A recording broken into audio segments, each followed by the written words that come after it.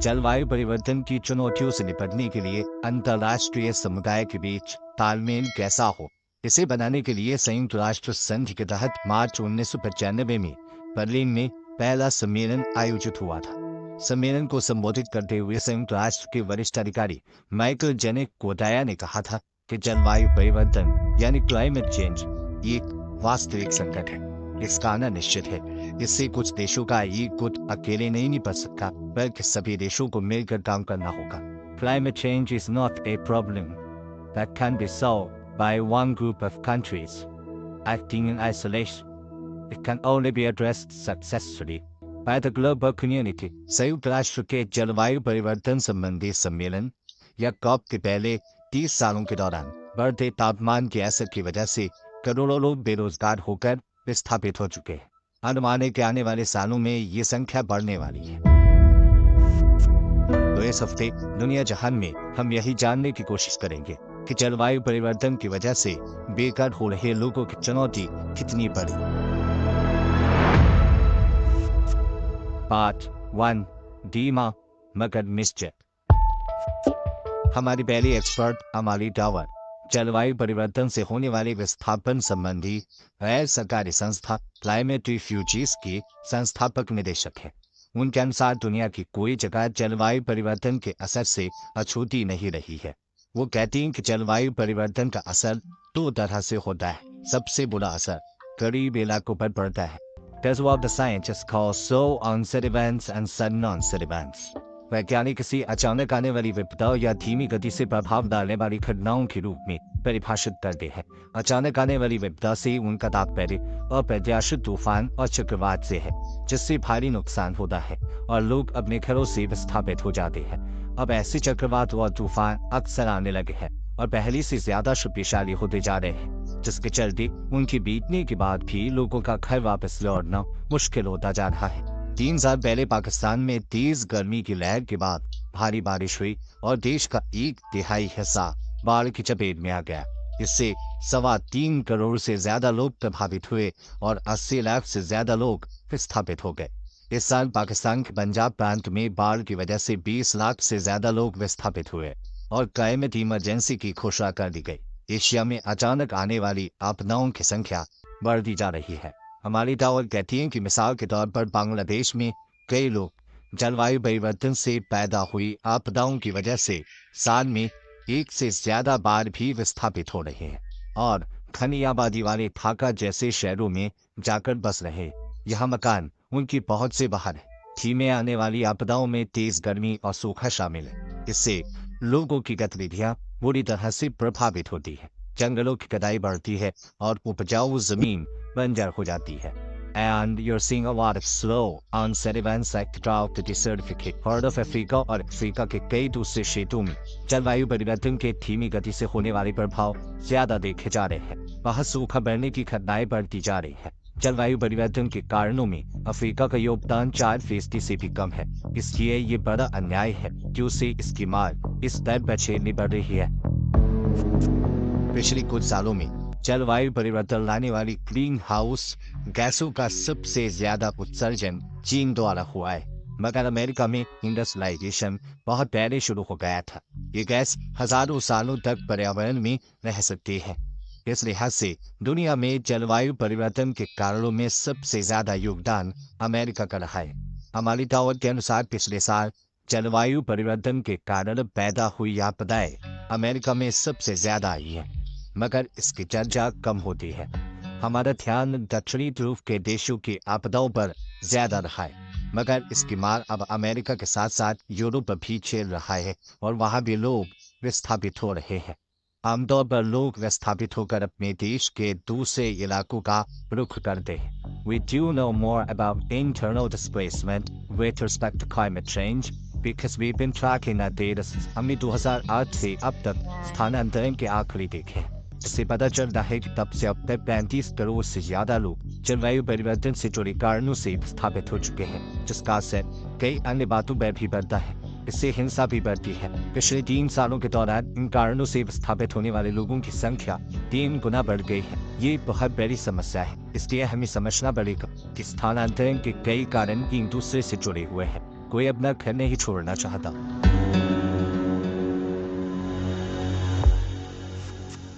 Part 2, प्रशांत महासागरीय क्षेत्र। हमारी दूसरी एक्सपर्ट लाइपोइवा शेरल जैक्सन समोआ की रहने वाली है। वो जलवायु मामलों की पत्रकार है और अमेरिका की पोर्टलैंड स्टेट यूनिवर्सिटी में प्रोफेसर भी है। वो कहती हैं कि प्रशांत महासागरीय द्वीप के समुदायों के लिए उनकी जमीन और घरों से भी कीमती चीज उस जगह से जुड़े उनके सांस्कृतिक और धार्मिक मूल्य हैं। I grew up on the village of Safoa in Sapai, which is the larger island in the मैं सामोआ द्वीप तमू पर स्थित एक तटीय गांव में बड़ी बड़ी जहां लगभग 200 लोग रहते हैं। वहाँ लोगों का पारिवारिक और सांस्कृतिक मूल्यों का ताना बाना मजबूत है। वहाँ हर साल 2 बार चक्रवात आते हैं, लेकिन मुझे वो चक्रवात याद है जो तब आया था जब मैं 8 साल की थी। हमारा गाँव ध्वस्त हो गया था। हम सबके लिए ये बहुत दिल दहलाने वाला सदमा था। हमें भाग कर एक चर्च पे शरण लेनी पड़ी क्योंकि वही एक पक्की इमारत थी। लेकिन थोड़ी देर बाद चक्रवात ने चर्च को भी ध्वस्त कर दिया और हमें भागकर चर्च के पादरी के घर शरण लेनी पड़ी।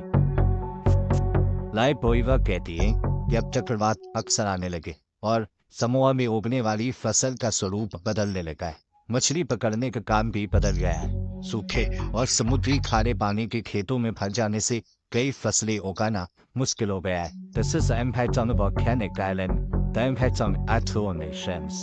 ये तो बात हुई ज्वालामुखी द्वीपों की। प्रशांत महासागरीय द्वीपों पर इसका प्रभाव कहीं अधिक बुरा है। टुवालू, किरिबाओ और आशो द्वीप पर स्थिति कहीं अधिक विकट हो गई है क्योंकि वहाँ जमीन बहुत थोड़ी है और संसाधनों की कमी है। वहाँ होने वाले नुकसान को पैसे में नहीं आंका जा सकता क्योंकि वहाँ हजारों साल पुरानी ऐतिहासिक और सांस्कृतिक धरोहर नष्ट हो रही है। इन समस्याओं से बचने के लिए इन द्वीपों पर रहने वाले कई लोग ऑस्ट्रेलिया और न्यूजीलैंड जाकर बसने लगे हैं। इन प्रशांत महासागरीय द्वीपों और ऑस्ट्रेलिया और न्यूजीलैंड के बीच सदियों से आना जाना रहा है। इसी के चलते टुवालू और ऑस्ट्रेलिया के बीच स्थानांतरण संबंधी एक संधि भी हुई है जो जलवायु परिवर्तन से प्रभावित लोगों के स्थानांतरण में सहायता के लिए हुई पहली संधि है। इस संधि को फेरी पिली यूनियन ट्रीटी कहा जाता है जिस पर 2023 में हस्ताक्षर हुए और पिछले साल से ये संधि लागू हो गई। इसके तहत ऑस्ट्रेलिया में रहने वाले और शिक्षा प्राप्त करने के लिए हर साल 280 वीजा दिए जाते हैं। इसके तहत दोनों देशों के बीच सैन्य सहयोग भी शामिल है।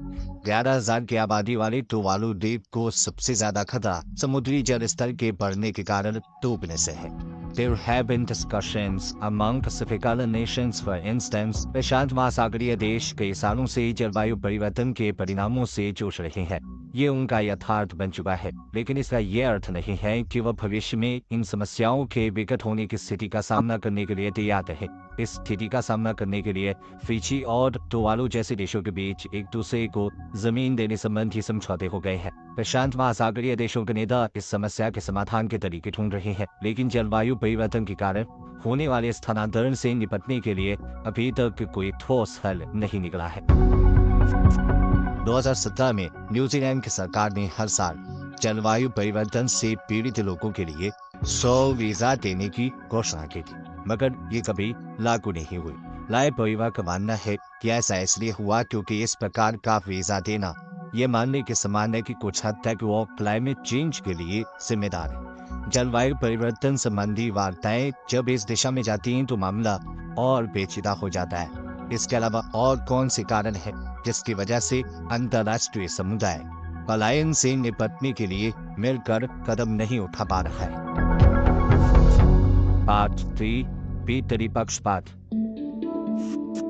हमारे तीसरे एक्सपर्ट अलेसियो टेरेसी यूके के कैम्ब्रिज यूनिवर्सिटी में पब्लिक पॉलिसी के असिस्टेंट प्रोफेसर हैं। उनका मानना है कि जलवायु परिवर्तन पीड़ितों को मदद की जरूरत है। अगर उन्हें सहायता नहीं मिली तो वो दूसरे देशों में जाकर बसने की कोशिश करेंगे, जिससे उस देश में तनाव बढ़ेगा। हमने देखा कि उन देशों में राष्ट्रवादी सोच मरने लगेगी। We have seen it with other large migration waves. हमने स्थानांतरण की बड़ी लहर देखी। इसका सबसे ताजा उदाहरण 2015 में जर्मनी में बड़ी संख्या में सीरियाई शरणार्थियों का आगमन है। उस समय जर्मनी की चांसलर एंगेला मर्केल ने इन शरणार्थियों के लिए अपनी सीमा खोल दी थी। नतीजतन सीरिया से 10 लाख शरणार्थी जर्मनी पहुंच गए। इसके परिणाम स्वरूप पीएफडी जैसी राष्ट्रवादी पार्टियां ताकतवर हो गई हैं और उन्हें चुनावों में बड़ी संख्या में वोट मिल रहे हैं। यानी जलवायु परिवर्तन के परिणाम कई अपरोक्ष तरीकों से भी सामने आएंगे। जलवायु परिवर्तन की वजह से ज्यादातर इससे प्रभावित देशों के एक हिस्से से लोग दूसरे हिस्से में जाकर बसते रहे, जिसे बेहतरी स्थानांतरण कहा जाता है। But by some estimates, we're looking at something in the order of magnitude of 300 million. अनुमान है कि अब से सदी के अंत तक जलवायु परिवर्तन की वजह से 30 करोड़ से ज्यादा लोग स्थानांतरण करेंगे। मिसाल के तौर पर मान लीजिए कि अगर इसका छोटा हिस्सा भी अफ्रीका से यूरोपीय देशों में स्थानांतरित हो जाता है, तो इन देशों में राजनीतिक अस्थिरता आ सकती है। इसके कई उदाहरण हमारे सामने हैं। राष्ट्रीय हितों को प्राथमिकता देने से भी किसी देश की जलवायु नीति प्रभावित हो सकती है, और इसमें उस देश की दूसरे देशों से चली आ रही प्रतिद्वंदिता की भी भूमिका होती है। अमेरिका सहित कई देश पर्यावरण के लिए मददगार साबित होने वाली सस्ती टेक्नोलॉजी पर तो जोर देते हैं, मगर इसके लिए चीन के साथ सहयोग करने में झिझकते हैं। उनकी प्राथमिकता केवल उनके अपने राष्ट्रीय हित से जुड़े होते हैं। ऐसे में जलवायु परिवर्तन को नियंत्रित करने के लिए आपसी सहयोग की संभावना कमजोर हो जाती है। अलेसियो का मानना है कि इसकी वजह मनुष्य की ये मानसिकता है कि वो अपने और अपने करीबी लोगों के हितों की रक्षा को प्राथमिकता देता है, न कि जलवायु परिवर्तन जैसी बड़ी समस्या का मिलकर सामना करने पर इसे बेहतरी पक्षपात कहते हैं। यूरोप भी अप्रत्याशित आपदाओं से जूझ रहा है। अचानक मौसम बदलने से स्पेन के वेलेंसिया में केवल 8 घंटे में उतनी बारिश हुई जितनी वहां आमतौर पर एक साल में होती है। इससे भयंकर बाढ़ आ गई। अलेसियो कहते हैं कि अब सवाल यह है कि क्या यूरोप जलवायु परिवर्तन और उससे होने वाले स्थानांतरण से निपटने में एक गुट की तरह काम करेगा या नहीं। दूसरा सवाल यह है कि क्या यूरोपीय देश भविष्य में बड़े स्तर पर पलायन से निपटने के लिए तैयार है। वो कहते हैं कि ऐसा नहीं लगता कि कोई भी देश इसके लिए तैयार है। पार्ट 4, सभी के फायदे की नीति। हमारी चौथी एक्सपर्ट काया फेंस जलवायु परिवर्तन के बुरे असर पर शोध करती रही है, और इसी विषय पर उन्होंने एक किताब लिखी है, how to survive climate upheaval. वो कहती कि एक पूरे साल तक हमने देखा कि धरती पर औसत तापमान 1.5 डिग्री ज्यादा रहा है, जिसके परिणाम हमारे सामने हैं। We're seeing cars popping around the streets in places like Valencia in the middle of Europe. हमने यूरोप में वेलेंसिया में सड़कों पर कारों को बाढ़ में डूबे हुए देखा। साल की शुरुआत में ही हमने लॉस एंजलिस के पास जंगलों में लगी आग से विश्व की धनी और जानी मानी हस्तियों को विस्थापित होते देखा। उनका स्थानांतरण स्थायी है या स्थायी, ये तो उनकी जीवटता पर निर्भर करेगा, लेकिन हमें मानना पड़ेगा कि जलवायु परिवर्तन की मार झेलने वाले लोग विस्थापित होंगे तो दूसरी जगह जाकर बसेंगे। इसके लिए योजनाएं बनाने की जरूरत है। देशों और क्षेत्रों के बीच इसके लिए समझौतों की जरूरत है। इन समझौतों के तहत वो देश जहां आबादी की अपेक्षित आयु ज्यादा है मगर जन्म दर कम है, वो जलवायु परिवर्तन पीड़ितों को अपने यहाँ बसने दे तो सभी का फायदा हो सकता है। For example, Canada has an aging population and they need house. मिसाल के तौर पर कनाडा की आबादी बूढ़ी हो रही है और वहाँ बूढ़ी आबादी का ख्याल रखने के लिए नर्सों और अन्य चिकित्सा कर्मियों की जरूरत है। कनाडा इसके लिए जलवायु परिवर्तन की मार झेल रहे फिलीपींस में ऐसे चिकित्सा कर्मियों को प्रशिक्षण दे रहा है। बाद में ये लोग कनाडा आकर बस सकते हैं, जिससे कनाडा को फायदा होगा, मगर वो लोग फिलीपींस में भी बीमार और बुजुर्गों का ख्याल रख सकते हैं, जिससे फिलीपींस को भी फायदा होगा। ये एक ऐसी नीति है जिससे सभी को फायदा हो सकता है।